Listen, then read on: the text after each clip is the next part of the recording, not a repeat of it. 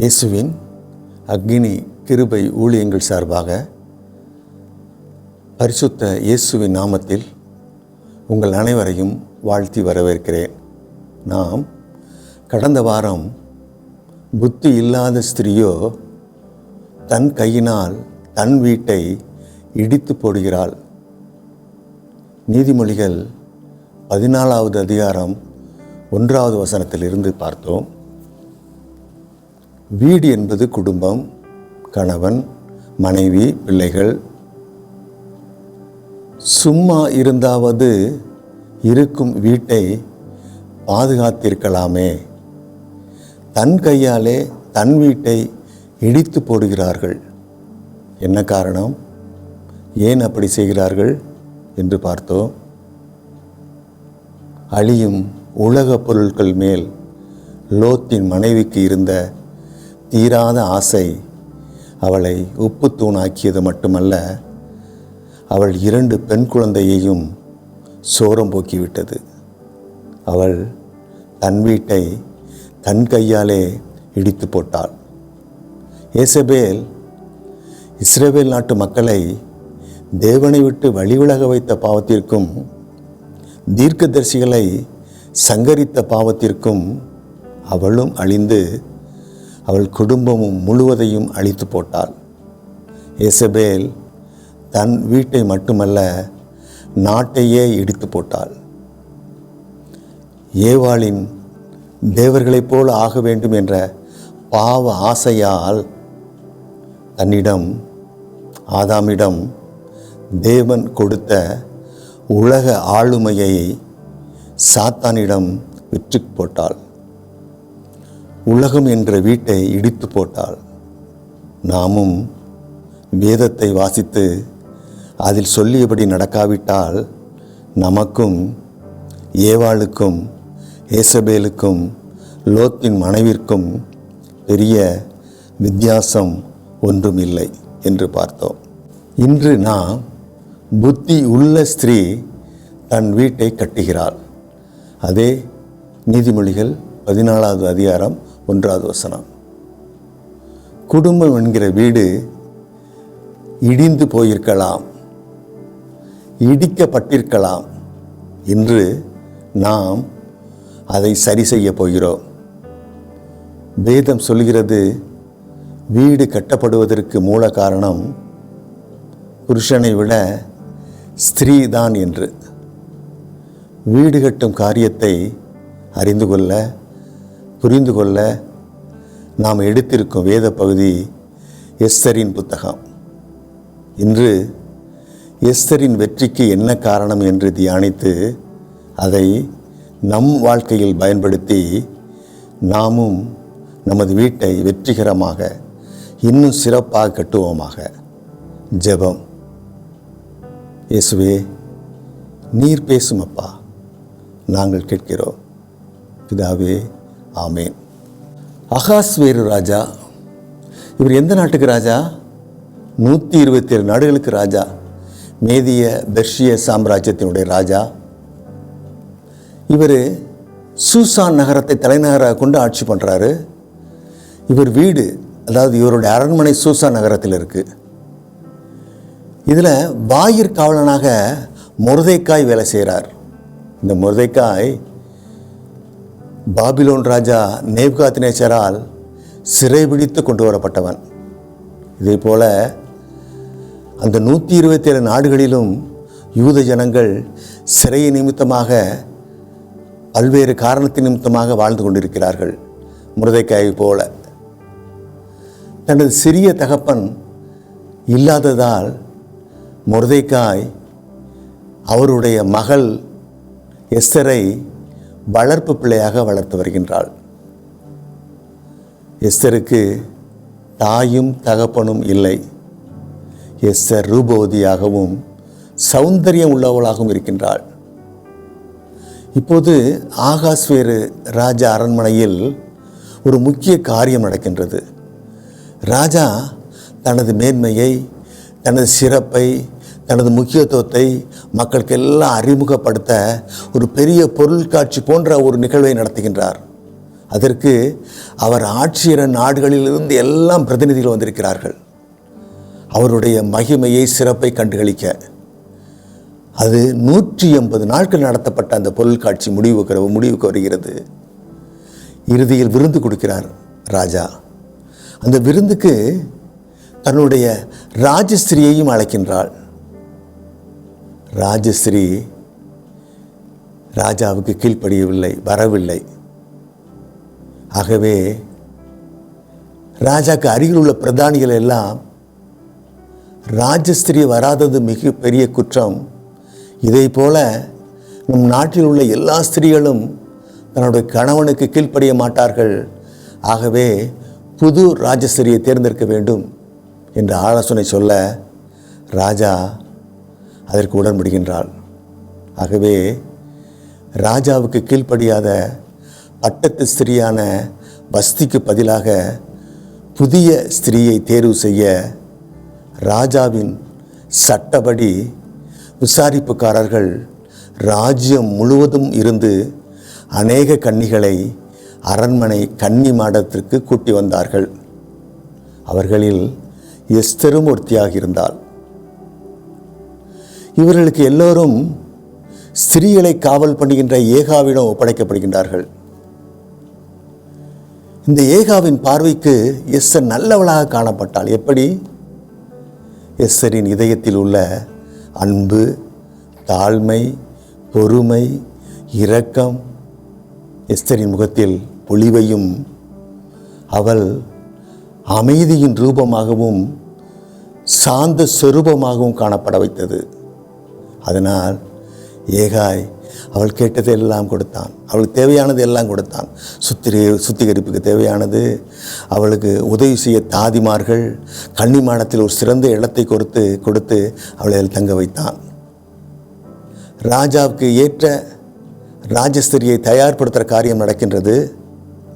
1 வருட காலம் தயார்படுத்தப்படுகிறார்கள். 6 மாதம் வெள்ளை போளம், 6 மாதம் சுகந்த வர்க்கம், ஸ்திரீகளுக்கான சுத்திகரிப்புகள் என்று 1 வருட காலம் ஸ்திரீகள் ராஜஸ்திரிக்கு உள்ள தகுதியை பெற பயிற்சி கொடுக்கப்படுகிறார்கள், சுத்திகரிக்கப்படுகின்றார்கள். இப்பொழுது எஸ்தர் ராஜா ஆகாஸ்வேருடன் பிரவேசிக்கும் முறை வந்தது. இப்படி போக இருப்பவர்கள் என்ன கேட்டாலும் ஏகாய் கொடுப்பான்.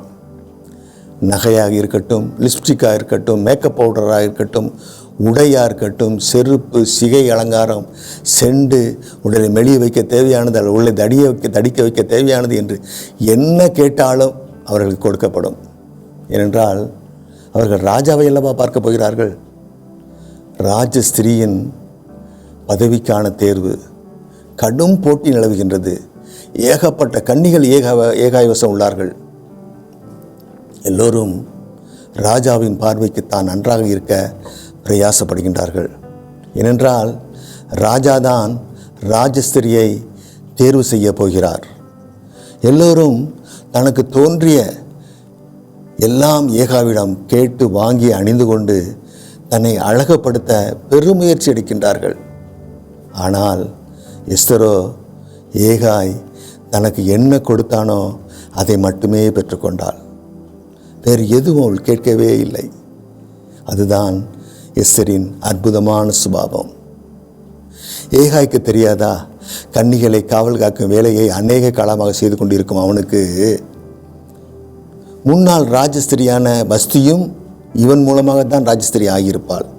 ஏகாய் ராஜாவின் ஆசை என்ன, எண்ணம் என்ன, விருப்பம் என்ன என்று எல்லாத்தையும் அறிந்தவனாக இருப்பான். பொய்யான காரியம் மூலம் பிறரை ஏமாற்ற அறியாத எஸ்தர் ஏகாயிடம் வேறு ஒன்றும் கேட்கவில்லை. ஆனால் மற்ற கன்னிகளோ இலவசமாக கிடைக்கிறது என்று கண்டதையும் கழுதையும் போட்டு தன்னை அலங்காரம் பண்ண துடித்தார்கள். எஸ்தருக்கோ தெய்வீக குணமான அன்பு, தாழ்மை, பொறுமை, விட்டு கொடுத்தல் ஆகியவைகள் தெய்வீக அழகை கொடுத்திருக்கும் போது செயற்கை அழகு அவளுக்கு எதற்கு? 127 நாடுகளை ராஜ்யம் பண்ணி கொண்டிருக்கிற ராஜாவுக்கு இயற்கை அழகு எது, செயற்கை அழகு என்று தெரியாதா? பிற கன்னிகளின் அந்த வீணான அலங்காரமே ராஜா அவர்களை வேண்டாம் என்று சொல்ல காரணமாக இருந்திருக்கும். நாம் நாக்கு ருசிக்காக உணவு உட்கொள்ள காலமாக இருக்கிறது. இது பசிக்கு சாப்பிட வேண்டிய காலம் போய் ருசிக்கு சாப்பிட்ற காலமாக மாறிவிட்டது. ருசிக்கு சாப்பிட்டு உடல் பருமன் அடைந்து விடுகின்றது, அழகு போய் விடுகிறது என்று சொல்லி உடம்பை மெலிய வைக்க ஜிம்முக்கு போகிறோம். ஆனால் ஜிம்மு உடம்பை மெலிய வைக்கிறது, உணவு உடம்பை தடிய வைக்கிறது. அதனால் நோய் வருகிறது. ஏகப்பட்ட ஆஸ்பத்திரி, வகையான நோய்கள். இயற்கை அழகு கெட்டு போகிறது. செயற்கை அழகை ஏற்படுத்த பணம் செலவழிக்கிறார்கள். இந்த செயற்கை அழகு பிறருக்கு இச்சையை ஏற்படுத்துவதன் மூலம் சண்டை, சச்சரவுகள், டைவர்ஸ். ஆனால் தெய்வீக அழகுக்கு சொந்தக்காரியான எஸ்தரையோ பஸ்தியின் ஸ்தானத்தில் பட்டத்து ஸ்திரியாக்கி ராஜ கிரீடத்தை அவள் சிரசின் மேல் ராஜா வைத்தான். ராஜா ஆகாஸ்வேருக்கு எஸ்தர் ராஜாத்தி சூசா நகரத்தில் வசிக்கிறாள் என்பது மட்டுமே தெரியும். எஸ்தர் ஒரு யூத ஸ்திரீ என்று அவனுக்கு தெரியாது. ஏன்னால் மொர்தெகாய் அதை சொல்ல வேண்டாம் என்று அவளிடம் ஏற்கனவே சொல்லி வைத்திருந்தான். ராஜா எல்லா மக்களையும் சமமாக மதிக்கின்ற ராஜாவாக காணப்படுகின்றார். எல்லாம் சரியாக போய்கொண்டிருக்கிறது. இப்பொழுது ராஜ அரண்மனையில் ஒரு சதித்திட்டம் நடக்கின்றது. ராஜாவை கொல்வதற்கு சதித்திட்டம். ராஜா வாயில் காவலர்கள் 2 பேர் இணைந்து ராஜாவிடம் கைபோட மர்மம் வைக்கிறார்கள். அதே வாசற் காவலனாக மொர்தெகாய் வேலை பார்த்து கொண்டிருக்கின்றான். மொர்தெகாய், என்னை சிறைப்பிடித்த வேண்டிய ராஜா தானே இவரை கொல்லுகிறார்களே, கொல்லட்டும் என்று விடவில்லை.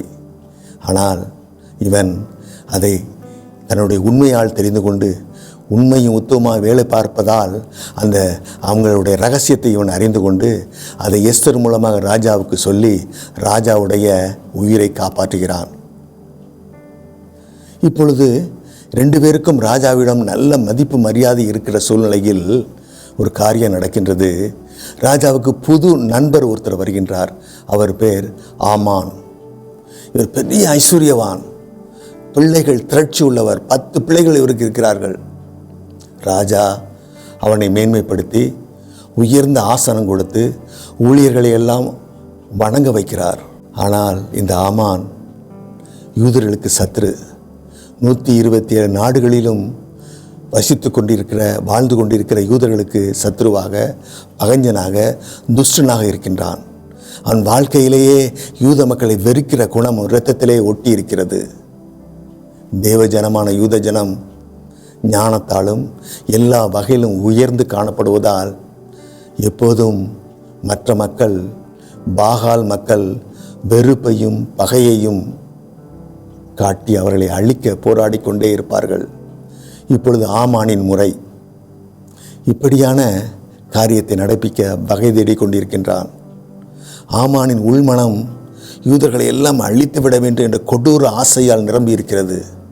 இப்போது அதை தூண்டி விடுவது போல் ஒரு காரியம் ஆமானுக்கு நடக்கிறது. மொர்தெகாய் வாயில் காவலனாக வேலை பார்த்து கொண்டிருக்கும்போது ஆமானை கண்டு ஆமானுக்கு மரியாதை கொடுக்கும் முகமாக இவன் எழுந்து நிற்பதில்லை, வணக்கம் வைப்பதில்லை. இது ஆமானுக்கு மிகவும் வருத்தத்தை ஏற்படுத்தி கொண்டிருந்தது. ராஜா உன் கட்டளை ஆமானை மதிக்க வேண்டும் என்று அதை மொர்தெகாய் செய்ய மறுக்கின்றார்.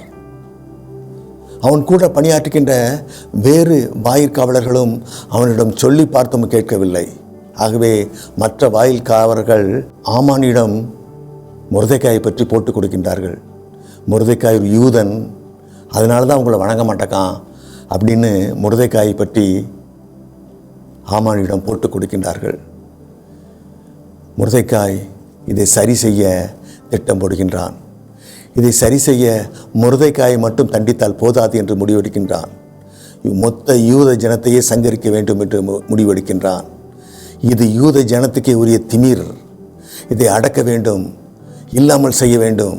அதற்கு மொத்த ஜனத்தையும் வேரோடு அறுக்க வேண்டும், அழிக்க வேண்டும் என்று அப்பொழுது அவன் முடிவு எடுக்கிறான், தீர்மானிக்கின்றான். இந்த 127 நாளில் யூத மக்கள் அவங்க உழைச்சி சாப்பிட்டுட்டு இருக்கிறாங்க.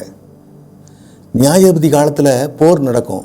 போர் குறிப்பிட்ட இடத்துல நடக்கும், குறிப்பிட்ட நேரத்துக்கு நடக்கும். குறிப்பிட்ட நேரம் வந்தால் போரை நிறுத்திடுவாங்க. போரில் முறியடிக்கப்பட்டால் தான், தோல்வி அடைந்தால்தான் கொள்ளையடிக்க போவாங்க ஊருக்கு. ஆனால் ஏதும் அறியாத மக்களை ஆமான் கொல்ல திட்டமிடுகின்றான், சதி திட்டம் போடுகின்றான். அதற்காக சட்டத்தை ஏற்படுத்தி அவன் அழிக்க முயற்சி பண்ணுகின்றான்.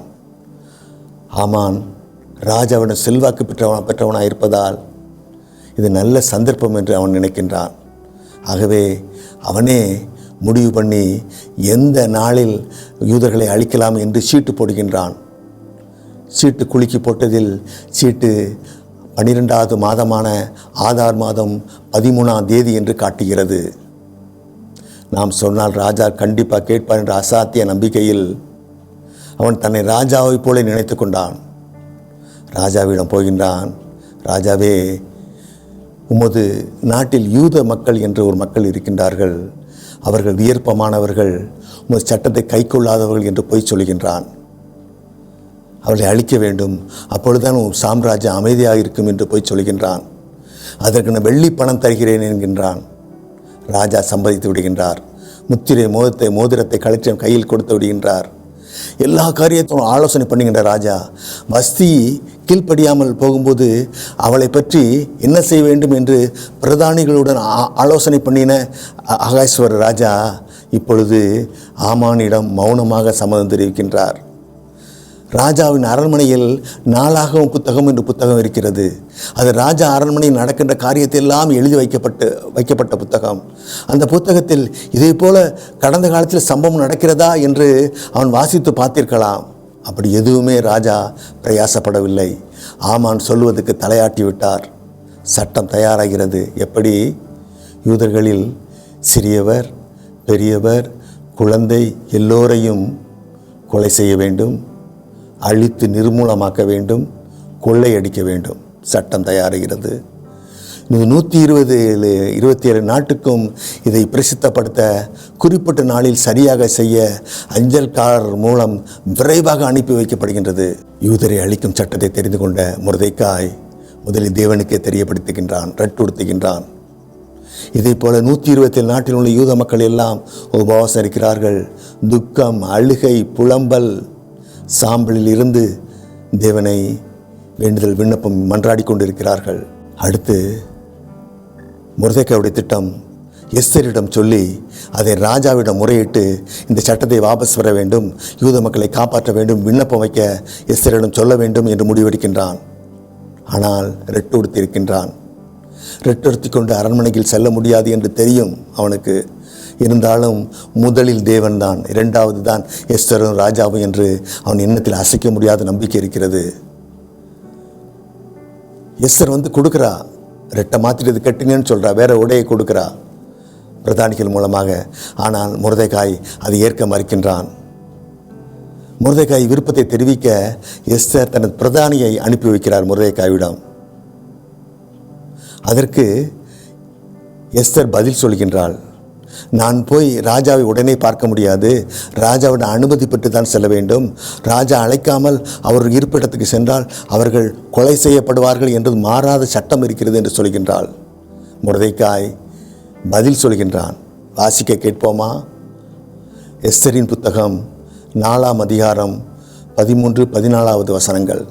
மொர்தெக்காய் எஸ்தருக்கு திரும்ப சொல்ல சொன்னது, நீ ராஜாவின் அரண்மனையில் இருக்கிறதினால் மற்ற யூதர் தப்பக்கூடாதிருக்க நீ தப்புவாய் என்று உன் மனதிலே நினைவு கொள்ளாதே. நீ இந்த காலத்திலே மௌனமாயிருந்தால் யூதருக்கு சகாயமும் இரட்சிப்பும் வேறொரு இடத்திலிருந்து எழும்பும். அப்பொழுது நீயும் உன் தகப்பன் குடும்பத்தாரும் அழிவீர்கள். நீ இப்படிப்பட்ட காலத்துக்கு உதவியாயிருக்கும்படி உனக்கு ராஜ மேன்மை கிடைத்திருக்கலாமே, யாருக்கு தெரியும் என்று சொல்ல சொன்னான். பார்த்தீங்களா, மொர்தெக்காய் தேவனுக்கு தான் முதலிடம். நீ செய்யாட்ட போல தேவன் செய்வார் நம்புறார் மொர்தெக்காய். அதுக்கு எஸ்தர் ஆலோசனை சொல்கிறார். அதை வாசிக்க கேட்போம். எஸ்தரின் புத்தகம் 4ஆம் அதிகாரம் 16வது வசனம். நீர் போய் சூசானில் இருக்கிற யூதரை எல்லாம் கூடி வர செய்து 3 நாள் அல்லும் பகலும் புசியாமலும் குடியாமலும் இருந்து எனக்காக உபவாசம் பண்ணுங்கள். நானும் என் தாதிமாரும் உபவாசம் பண்ணுவோம். இவ்விதமாக சட்டத்தை மீறி ராஜாவினிடத்தில் பிரவேசிப்பேன். நான் செத்தாலும் சாகிறேன் என்று சொல்லச் சொன்னாள். எல்லாரும் உபவாசம் இருக்கிறாங்க. உபவாச நாட்கள் நிறைவேறும் முன்னே 3ஆம் நாளே உபவாசத்துடனே ராஜ வஸ்திரம் தரித்து அழைக்கப்படாமலே ராஜா இருக்கும் உள்முற்றத்துக்குள் கால்களை எடுத்து வைக்கிறாள் எஸ்தர்.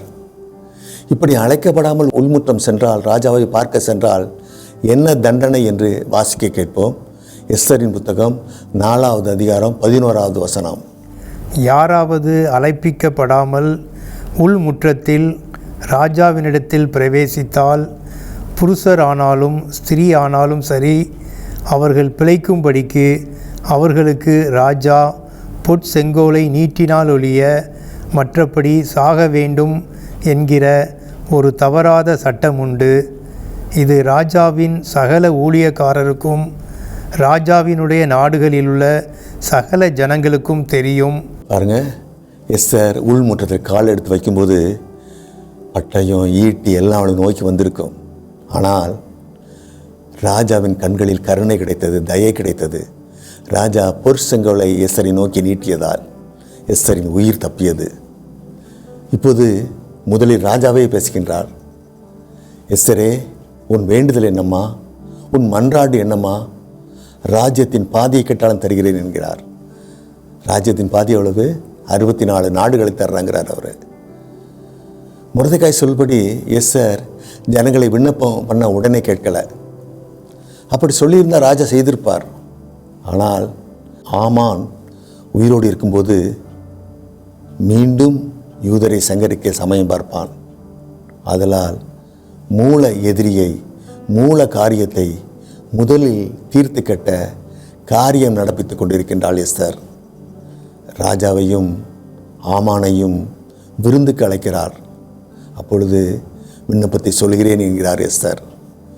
ராஜா நினைத்திருப்பார், ஒரு சமயம் தன் மீது கைபோட இருந்த காரியத்தை, கொலை செய்ய இருந்த காரியத்தை முன்னமே சொல்லி உயிரை காப்பாற்றிய எஸ்தர் அல்லவா, ஆகவே விருந்துக்கு போவோம் என்று.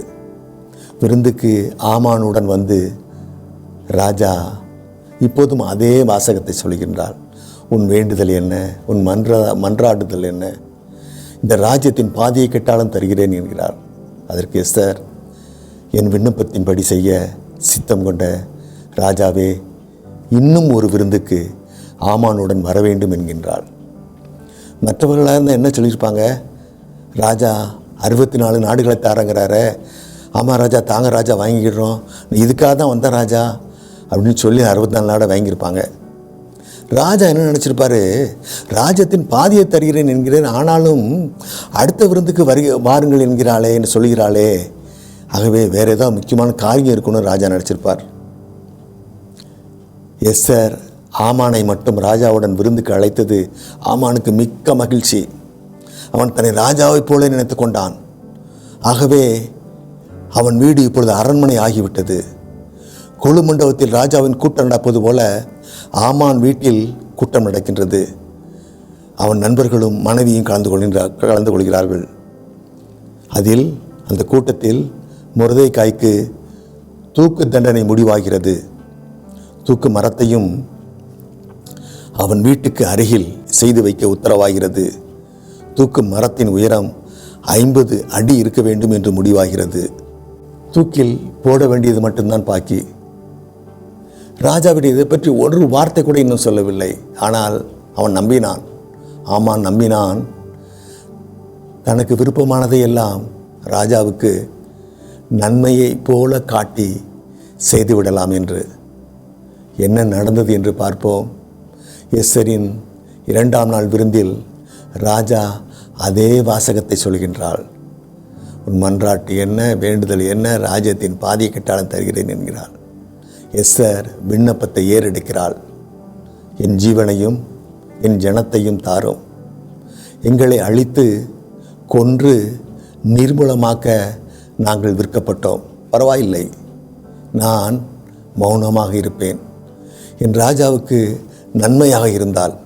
ஆனால் இதன் மூலம் எங்கள் ராஜாவுக்கு அநீதியும் பொல்லாப்பும் உண்டாக்க அந்த சத்துரு முயல்வதை நான் பொறுக்க முடியாது என்கின்றாள்.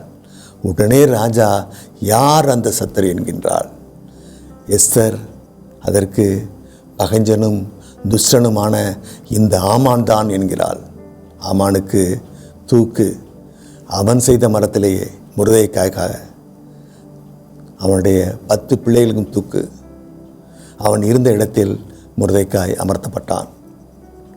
ஆமான் முடிவு செய்த அதே தேதியில் ஆதார் மாதம் 12வது மாதமான ஆதார் மாதம் 13ஆம் தேதியில் யூதருடைய எதிரிகள் எல்லோரும் அழிக்கப்பட்டார்கள், நிர்மூலமாக்கப்பட்டார்கள். யூதர்கள் நிம்மதியாக, சமாதானமாக, மகிழ்ச்சியாக வாழ ஆரம்பித்தார்கள். கண்களை மூடிக்கொள்வோம். எஸ்தருக்கு ஏன் எல்லோருடைய கண்களிலும் தயை கிடைத்தது? எஸ்தரிடம் இருந்த தெய்வீக குணமான அன்பு, தாழ்மை, பொறுமை, இரக்கம் எஸ்தர் முகத்தில் பொலிவையும் அவளை அமைதியின் ரூபமாகவும் சாந்த சொரூபமாகவும் காண வைத்தது. சொல்லப்போனால் எஸ்தருக்காக மட்டுமே ராஜா ஆமானை முற்றிலுமாக அழித்தார் என்றே சொல்லலாம். இனிமேல் நாமும் நம்முடைய அலங்கார பொருளாக அன்பு, தாழ்மை, பொறுமை, இரக்கம், கீழ்ப்படிதல் ஆகிய அலங்கார பொருட்களை பயன்படுத்துபவர்களாக மாறுவோம். நமக்கும் எல்லோர் கண்களிலும் தயை கிடைக்கும். மேலும் ராஜா பாதி ராஜ்யத்தை தருகிறேன் என்று சொல்லியும் அதை அற்பமாக குப்பையாக தூக்கி போட்டுவிட்டு அவள் அதற்கு பதிலாக தன் ஜனங்களின் உயிரை கேட்டாள். விளைவு மொத்த ராஜ்யமே அவள் கைக்குள் வந்துவிட்டது. ராஜா அவள் சொல்லியபடியெல்லாம் கேட்டார். எல்லாவற்றுக்கும் மேலாக எஸ்தர் காரியங்களை முதலில் தேவனுக்கே தெரியப்படுத்தும் உண்மையான தேவ பிள்ளையாக இருந்தாள். அதனால் தேவன் ஆமானின் துரோகத்தை, வஞ்சனையை ராஜா விளங்கி கொள்ளும்படி சரியான நேரத்தில் சரியான வார்த்தைகளை பயன்படுத்தி பேசும் ஞானத்தை கொடுத்தார். எஸ்தர் தேவனின் கட்டளைப்படி தனது குணத்தை அமைத்து கொண்டதால் அம்மா அப்பா இல்லாத எஸ்தர் 127 நாடுகளுக்கு ராஜாத்தியாகி 127 நாட்டு யூதர்களின் உயிரை காப்பாற்றி யூதர்களின் எதிரியை எல்லாம் முற்றிலும் அழித்து யூதர் சுகமாக வாழ ஞானமாக வீட்டை கட்டினாள். மொர்தெக்காய் சிறைபிடிக்கப்பட்டவன், அடிமையாக இருக்கிறவன். ஆனால் யூதருக்கு எதிரான சட்டம் வரும்போது முதலில் தேவனுக்கு தெரியப்படுத்தி இரட்டுடுத்தினான். அவன் தேவனிடம் முறுமுறுக்கவில்லை. தேவனே, எங்களை அடிமையாக கொண்டு வந்தேர், இப்போது அழிக்கப் போகிறீரே என்று முறுமுறுக்கவில்லை. தேவன் நம்மளுக்கு நிச்சயமாக செய்வார் என்று நம்பிக்கையுடன் தேவனுக்கு தெரியப்படுத்தினான். உண்மை உள்ளவனாக இருந்தான். ராஜாவின் உயிரை காப்பாற்றி கொடுத்தான். சிறைபிடித்து கொண்டு வந்த ராஜாதானே, அவர் சாகட்டும் என்று விடவில்லை. வேளையில் உண்மை உள்ளவனாக இருந்தான். அதனால் தேவன் எதிரிகள் முன் பந்தியை அவனுக்கு ஆயத்தப்படுத்தினார். தாவீதை போல, தாவீது படிக்காதவன் என்று சொல்லி தாவீது குடும்பத்தார் அவனை ஆடுமைக்கு அனுப்பிவிட்டார்கள். ஏனென்றால் தாவீதனுடைய உடன் பிறந்தவர்கள் அனைவரும் இராணுவத்தில் வேலை செய்கிறார்கள். அரசாங்க வேலை பார்ப்பதால் வீட்டில் இவனுக்கு மதிப்பு கிடையாது. ஆனால் தேவன் அவங்க எல்லோரையும் பார்க்க வைத்து தாவீதை ராஜாவாக அபிஷேகம் பண்ணினார். அதே போல மொர்தெக்காயை ஆமான் இருக்கிற இடத்தில் உயர்த்தி வைத்தார். நம்மையும் அப்படி செய்வார். மொர்தெக்காய் ஞானமுள்ளவனாக எஸ்தருடன் இணைந்து யூதர்களுக்கான வீட்டை கட்டினான். ஆமான் யூத மக்கள் அனைவரின் வீட்டையும் இடிக்க ஆசைப்பட்டான். அதனால் அவன் வீடு இடிந்து சிதைந்து தரைமட்டமாக பாழாகிவிட்டது. ஜெபம். பரலோக பிதாவே, எஸ்தரிடமும் மொர்தெகாயிடம் இருந்து நாங்கள் கற்றுக்கொண்ட பாடத்தை நாங்கள் எங்கள் வாழ்க்கையில் கடைபிடிக்க கிருபை பாராட்டும் பிதாவே. ஆமேன்.